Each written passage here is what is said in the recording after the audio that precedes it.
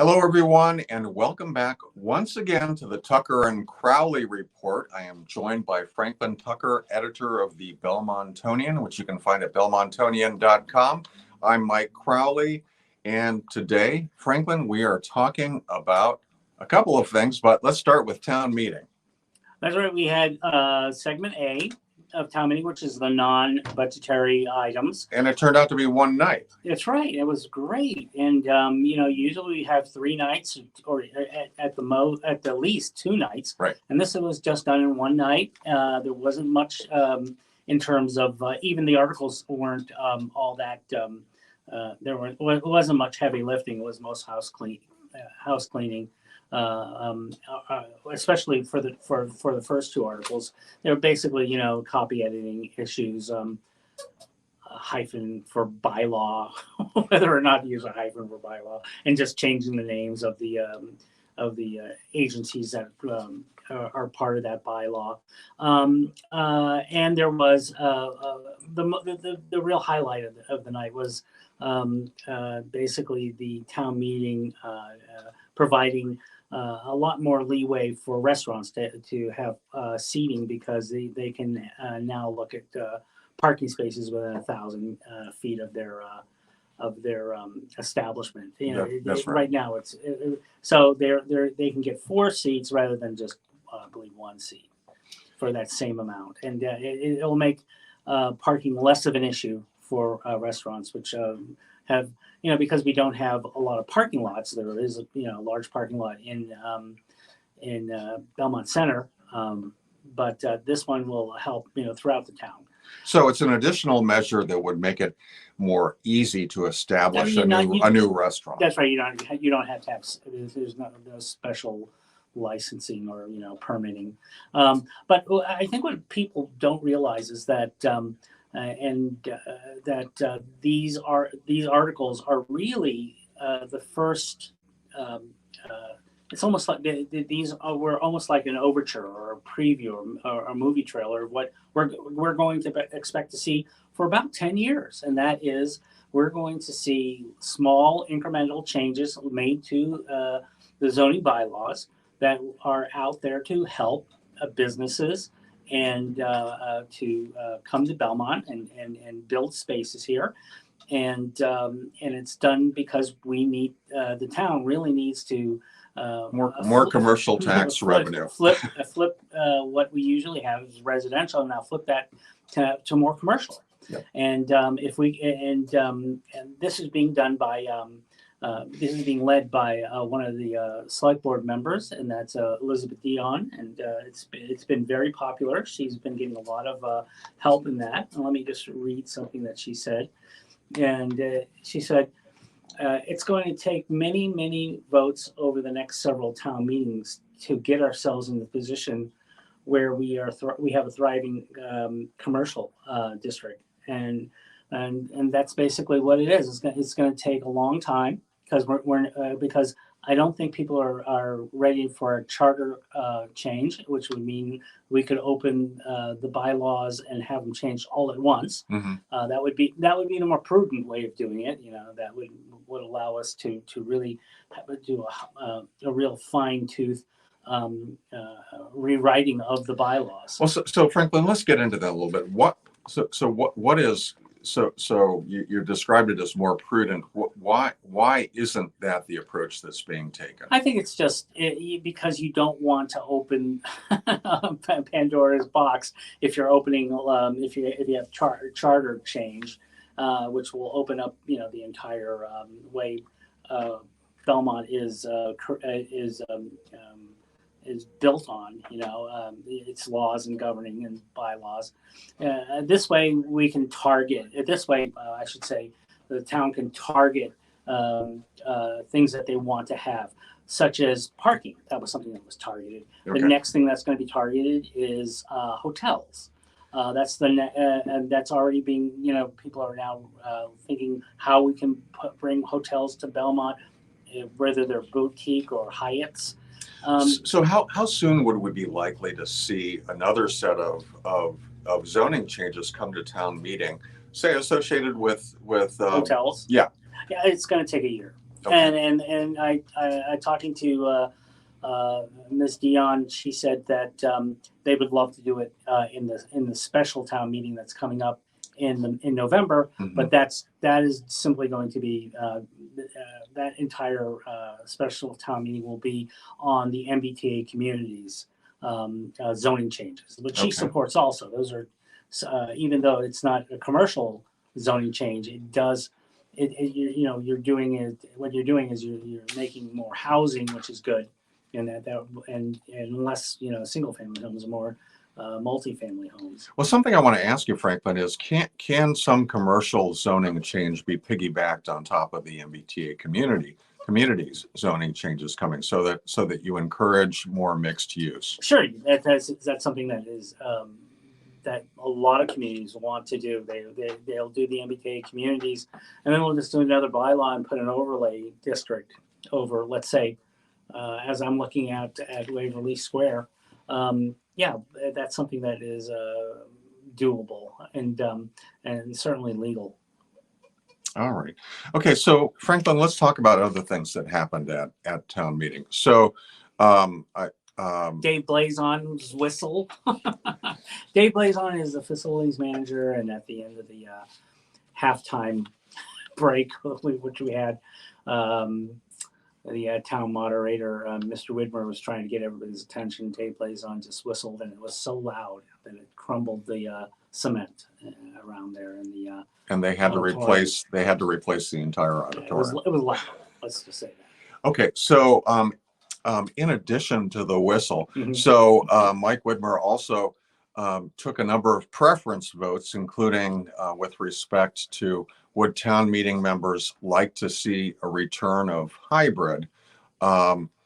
It looked as though more than 75% of members who were present voted in favor of, you know, some form of continued hybrid. Now a portion of that, so I would say that it was about equally split between those who favored a limited form of hybrid, in which town meeting members would have to have some special circumstances in order to dial in remotely, and then the other half, people who favor unlimited. But you know, there is considerable interest, it would seem, and can we expect to see any changes as a result of that? I think there's always the realization by people in charge, whether it's the town clerk or the town moderator, Or the select board, or the select board, to, you know, do the will of the people. But you know, it's been pretty one-sided. You know, people are saying, "Hey, don't you want to stay at home rather than come down to the high school auditorium to do a town meeting?" But you know, I think the other side of the story hasn't been sold to the public. I don't know how that would change. Now, what other side would that be? It's costly. It's And we haven't heard anything about what the cost would be. We've just heard that there will be some cost. Yeah, and that is coming from the town clerk. You know, it's going to be costly. It's going to cause the town clerk to do.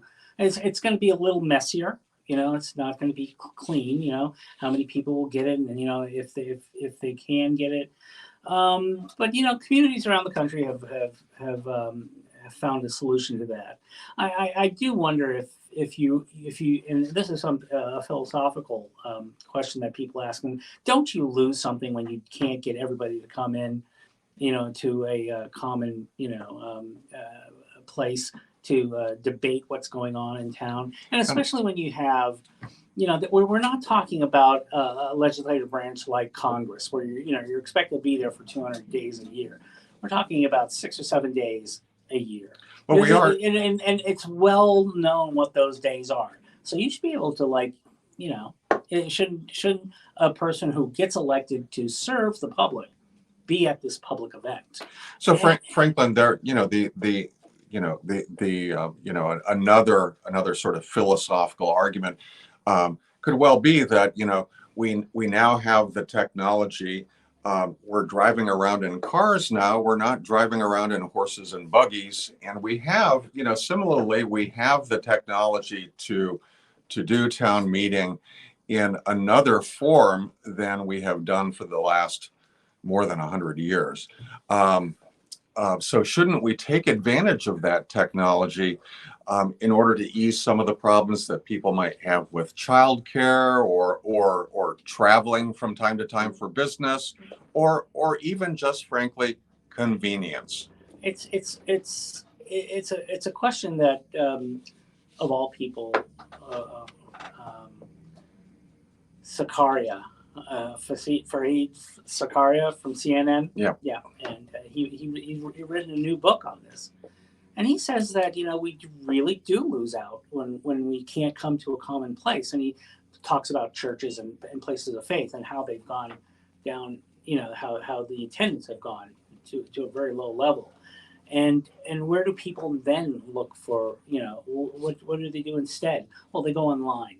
They don't go out and meet other people.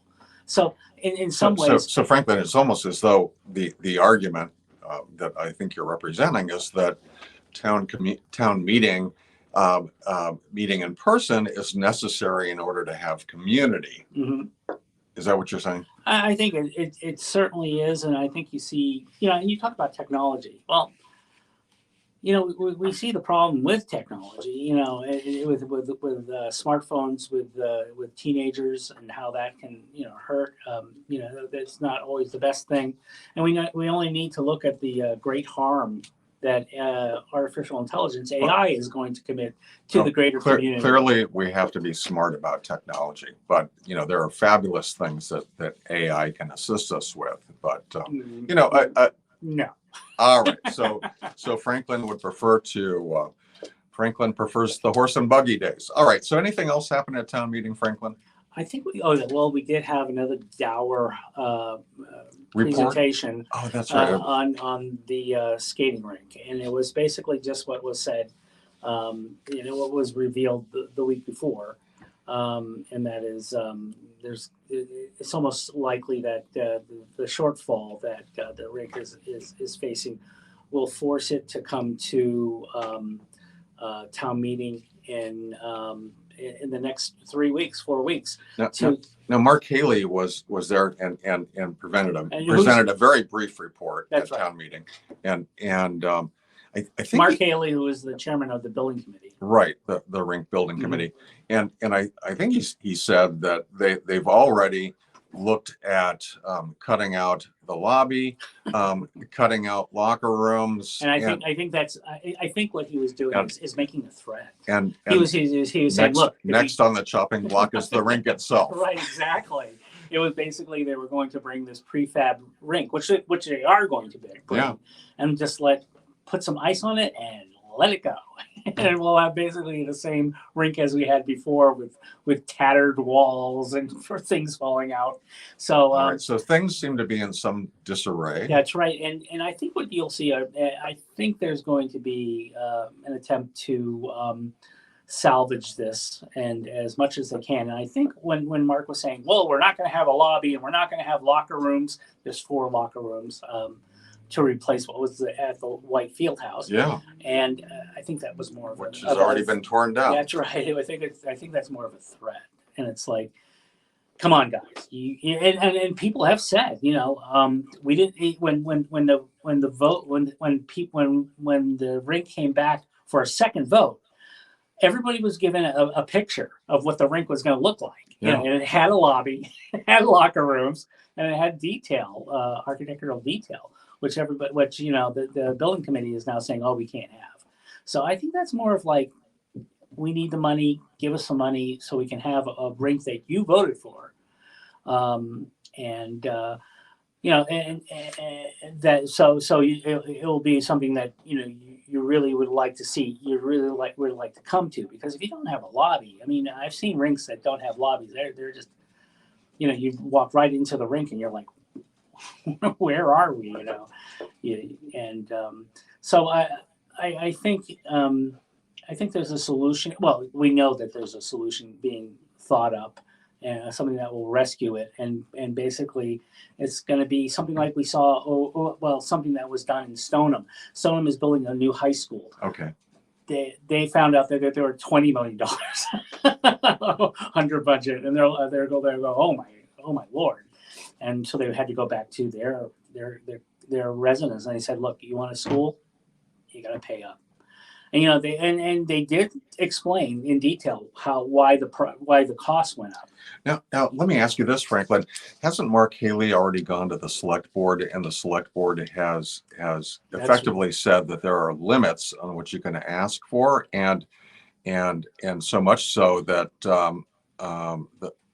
well, there's two sources of funding for this rig. Okay. There's additional funding, I should say. There's funding that the select board can say. They can say, look, we'll allow an additional bonding for $2 million. Okay. But the town does have the ability to find funds that have been squirreled away, and maybe there's some funding in that source. So the town is going to get together with the select board and the building committee, and they'll come with a very detailed request. And I think town meeting may say, okay, this is your second chance to get this done. All right. Well, we'll see what happens. I would expect that this issue comes up at segment B of town meeting, which begins on May 29th. That's right. I think it's going to be on the first night. So. Okay, so let's switch gears, Franklin, and talk about outstanding teachers. Yes, it was a great night at the Chenery. It's now called the Chenery Upper Elementary School, and the Foundation for Belmont Education has its annual Outstanding Teacher recognition for excellence. And that was done on Monday, the same night as the town meeting. Right. Greg, and there was also a special award for outstanding. Well, there was the Outstanding Teachers Awards, and that was given out to 7 teachers. Okay. At each of the schools, and there was also a Farrell. I think it's S. Warren. Farrell Award for Outstanding Educational Excellence, and that's just an award that says this person is really outstanding. So the teachers were Josh Street, who is a social studies teacher at Belmont High School, Brenton Lucer, who is a math teacher at the middle school. Okay.